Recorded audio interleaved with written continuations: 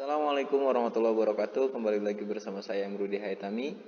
Hari ini saya akan melakukan pembahasan soal TOUN Matematika IPA tahun 2019 atau tahun 2018-2019 ya. Dan ini adalah soal nomor satunya. Hasil dari akar 3 log 16 dikali 4 log 18 dikurang 5 log 125 per 5 log 500 dikurang 5 log 4. Oke, jadi ada beberapa konsep logaritma yang harus dipahami untuk menjawab soal ini. Nah, pertama kita ubah dulu. Akar 3 itu kan sama aja 3 pangkat 1 per 2. Oke, 16 itu sama aja dengan 4 pangkat 2. Kemudian 81 itu sama aja dengan 3 pangkat 4. Oke, 125 itu sama aja dengan 5 pangkat 3. Nah, jadi kita ubah bentuknya jadi seperti ini. Kemudian ini 5 log 500 dikurang 5 log 4 itu sama aja dengan 5 log 500 per 4. Oke, saya bahas satu-satu konsepnya. Jadi dalam logaritma ada A pangkat M log B pangkat N itu sama aja dengan, ini maksudnya N per M, kebalik nih. N per M ya, jadi ini N per M A log B. Oke, sekali lagi mohon maaf ini kebalik, harusnya N per M A log B gitu. Kemudian yang kedua, A log A pangkat N itu sama aja dengan N A log A. Ya sebetulnya ini sama aja. Ini kalau ada pangkatnya kan 1, N bagi 1 kan N, cuma gitu. Nah, kemudian ada A log A itu 1, kemudian A log B dikurang A log C sama dengan A log B per C, yang ini yang tadi ya. Jadi ini 5 log 500 dikurang 5 log 4 itu sama aja dengan 5 log 500 dibagi 4. Kemudian A log B dikali B log C itu sama aja dengan A log C. Oke. Nah, jadi ini konsep-konsep ini yang kita pakai. Maka sesuai yang tadi ya, ini kan 3 ada pangkat, berarti kita pakai yang ini N per M ya. Sekali lagi N per M, berarti ini 2 per 1 per 2. Oke, 2 per 1 per 2 itu kan 4. 3 log 4 dikali 4 log 3 pangkat 4. Oke, kemudian dikurang, nah ini 3 dikali 5 log 5. Ini pakai yang ini ya. Kemudian 5 log, ini 500 dibagi 4 kan 125. Oke, berarti kita bisa gunakan konsep yang ini. Lihat, kalau sama berarti kita ambil A log C. Berarti yang ini kan sama nih. Makanya kita ambil 3 log 3 pangkat 4 gitu.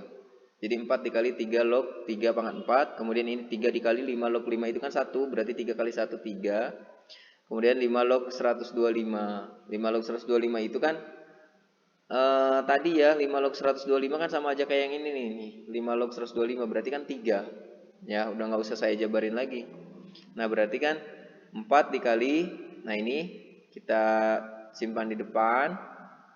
4 dikali 4 dikali 3 log 3. 3 log 3 itu 1 ya. Berarti 4 kali 4 kan 16 dikurang 3 per 3. 16 dikurang 3, 13 per 3. Maka jawaban untuk soal nomor 1 adalah A. Kita lanjut ke soal nomor 2. Nilai dari 27 pangkat 2 per 3 ditambah 256 pangkat 3 per 4 per 64 pangkat 2 per 3 dikurang 625 pangkat 1 per 4. Oke, untuk menjawab soal ini ada beberapa konsep, sama ya kayak tadi. Ini kalau perpangkatan konsepnya yang selalu dipakai yang ini ya. A pangkat M kali A pangkat N berarti tinggal ditambah. Kalau dibagi berarti tinggal dikurang. Nah, kalau pangkat dipangkatin maka dikali. Ini yang kita pakai nih. Oke, untuk jawab soal seperti ini, kita ubah dulu bilangan pokoknya menjadi bilangan berpangkat. 27 itu kan sama aja dengan 3 pangkat 3. Jadi kita ubah menjadi 3 pangkat 3. Oke. Nah, 256 itu sama aja dengan 2 pangkat 8. Kemudian 64 itu 2 pangkat 6. 5 pangkat 4, 625 itu sama aja dengan 5 pangkat 4. Oke. Nah, ini kan pangkat dipangkatin, berarti kan 3 dikali 2 per 3, maka 3 pangkat 2 gitu. Yang ini 8 kali 3 per 4, berarti kan 2 pangkat 6. Yang ini 6 kali 2 per 3, berarti 4. Ini 4, berarti kan 1 nggak usah ditulis. Oke. Nah, kalau sudah sampai sini tinggal dihitung saja. 3 pangkat 2 itu kan 9, 2 pangkat 6 itu 64. 2 pangkat 4, 16, dikurang 5. Oke, berarti 9 ditambah 64, 73, 16 dikurang 5, 11. Maka jawabannya 73 per 11. Jadi untuk soal ini jawabannya B. Kita lanjut ke soal nomor 3. Nilai X yang memenuhi pertidaksamaan 3 pangkat 2X tambah 1 tambah 9 dikurang 28 dikali 3 pangkat X lebih dari 0 adalah. Oke, untuk menjawab soal seperti ini, 3 pangkat 2x tambah 1, ya kan? Ini soalnya. Nah, ada beberapa konsep yang harus dipahami. Yang tadi tuh, kalau dikali berarti pangkatnya tinggal ditambah, ya kan? Nah, contoh yang ini, 2x tambah 1, berarti kan sama aja dengan 3 pangkat 2x dikali 3 pangkat 1 kan gitu, ya kan? Kalau bilangan pokoknya sama, ya berarti kan pangkatnya tinggal ditambah. Artinya, 3 pangkat 2x tambah 1 itu sama aja dengan 3 pangkat 2x dikali 3 gitu nih. Ini ya penjelasannya ya. 3 pangkat 2x kali 3 pangkat 1. Pangkat 1 kan nggak usah ditulis. Jadi yang ini kita ubah menjadi 3 pangkat 2x dikali 3. Kemudian dikurang yang ini dulu. 28 dikali 3x, yang ini kita pindah ke sebelah sini, tambah 9 lebih dari 0. Oke? Nah, sekarang kita misalkan P-nya sama dengan 3x. Maka, nah, yang ini 3 pangkat 2x, itu kan sama aja dengan 3 pangkat x dikali 3 pangkat x. Yaitu kan 3 pangkat x ditambah x. 3 pangkat x tambah x itu kan 3 pangkat 2x. Gitu. Nah, karena 3 pangkat x-nya P, berarti kan sama aja dengan P kali P gitu. Maka, ini artinya P kuadrat. Nah, ini kita ubah menjadi P kuadrat dikali 3 dikurang 28 dikali P ya ini ditambah 9. Ini untuk mempermudah menghitung aja sebetulnya. Nah, kemudian ini kan P kuadrat dikali 3 kan berarti 3P kuadrat dikurang 28P ditambah 9 lebih dari 0. Kita faktorkan ya. Maka jadi 3P dikurang 1, P dikurang 9 lebih dari 0. Oke. Nah, kemudian kita buat pembuat 0 nih. Jadi 3P dikurang 1 sama dengan 0 atau P dikurang 9 sama dengan 0. Maka P sama dengan 1/3 atau P sama dengan 9 gitu. Kita buat dulu apa tuh namanya nih? Garis bilangannya ya. Ini 1/3-nya berarti di sini, 9-nya di sini. Uji ke sini, 0 kan posisi di sini ya. Uji aja di sini. Berarti kan 3 kali 0 0. Ini 0. Berarti negatif 1 kali negatif 9 positif. Maka di sini positif, sini negatif, sini positif.